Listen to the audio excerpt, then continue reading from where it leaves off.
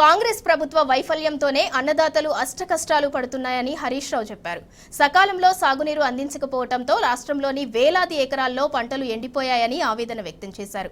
గోదావరి నదిలో నీళ్లు ఉన్నా పంపింగ్ చేయకుండా కాంగ్రెస్ పార్టీ రైతుల ఉసురు తీసిందన్నారు. జనగామ జిల్లా దేవరుప్పలలో ఎండిపోయిన పంటలను ఆయన పరిశీలించారు. బాధిత రైతులకు వచ్చిన కష్టం నష్టం వివరాలను అడిగి తెలుసుకున్నారు.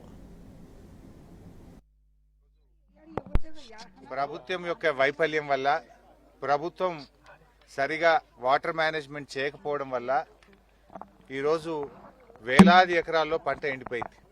నిజంగా ఈ తండాలో ఉండే అక్కా చెల్లెల బాధ వింటా ఉంటే కళ్ళల్లో నీళ్లు వస్తూ ఉన్నాయి. ఈ ఒక్క ఊర్లోనే వందలాది బోర్లు వేసినారు. ఒక్కొక్క రైతు 6 బోర్లు 4 బోర్లు 2 బోర్లు వేసి ఆశ కోసం నీళ్ళు వస్తాయేమని ప్రయత్నం చేసి మేము అప్పుల పాలైనామని చెప్పి వాళ్ళ యొక్క బాధలు చూస్తూ ఉంటే ఈ ప్రభుత్వం పూర్తిగా రైతుల్ని ఆదుకోవడంలో ఈరోజు విఫలమైందనేటువంటిది అర్థమవుతా ఉంది.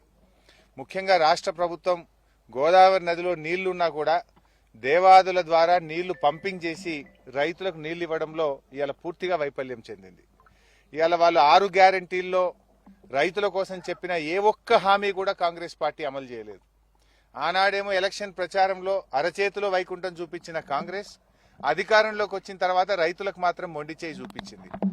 డిసెంబర్ 9వ తారీఖునే 2 లక్షల రూపాయల రుణమాఫీ చేస్తామన్నారు. ఇవాళకి 100 రోజులు దాటింది.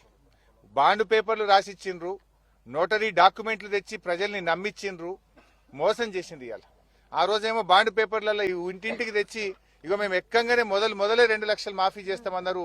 ఇలా 100 రోజులు దాటినా ఒక్క రూపాయి రుణమాఫీ చేసిన పరిస్థితి లేదు, ఒక అడుగు ముందుకు పడ్డ పరిస్థితి లేదు.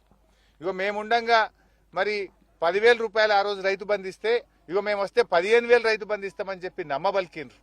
కానీ ఇలా 15,000 దేవుడమో ఎరుగు కానీ ఇచ్చే 10,000 కూడా ఈ రోజు బంద్ అయిపోయినటువంటి పరిస్థితి.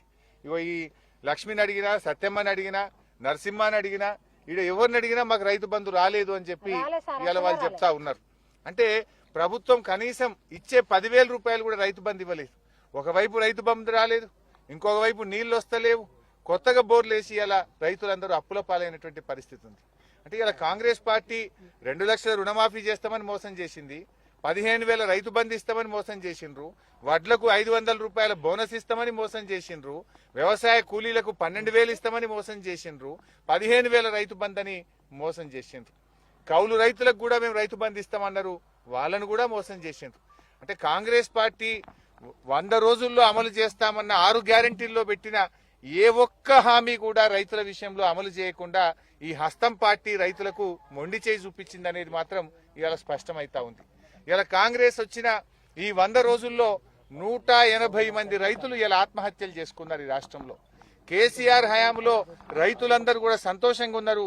2 పంటలు పండినాయి, రైతు బంధు అందింది, కాలువలలో నీళ్లు అందినాయి, బంగారమూలె పంటలు పండితే ఇలా కాంగ్రెస్ పార్టీ వచ్చిన తర్వాత నీళ్లు వస్తలేవు, కరెంటు కూడా ఇప్పుడు ఈ ఎస్టీ రైతులను అడిగితే ఎప్పుడు వస్తుందో ఎప్పుడు పోతుందో తెలుస్తలేదు, 14-15 గంటల కరెంటు కూడా చక్కగా వస్తలేదు, మోటార్లు కాలుతున్నాయి, ట్రాన్స్ఫార్మర్లు కాలుతున్నాయి అని చెప్పి ఇవాళ అక్కా చెల్లెలు చెప్తున్నటువంటి పరిస్థితి ఉంది. అంటే ఈ కాంగ్రెస్ పార్టీ వచ్చిన తర్వాత ఇలా రైతుల కష్టాలు పెరిగినాయి. కేసీఆర్ రైతు బిడ్డ గనక ఆయన ప్రతి నిమిషం రైతుల కోసం దండాడిండు. సకాలంలో ఎరువులు ఇప్పించిండు, విత్తనాలు ఇప్పించిండు, కరెంట్ ఇప్పించిండు, కాలువ నీళ్లు ఇచ్చిండు, రైతు బంధు ఇచ్చిండు, రైతు బీమా ఇచ్చిండు, ఇచ్చిన మాట నిలబెట్టిండు కేసీఆర్. కానీ కాంగ్రెస్ పార్టీ రైతులకు ఇచ్చిన ఏ ఒక్క హామీ కూడా అమలు చేయకుండా అడుగడుగున రైతులకు మోసం చేసింది.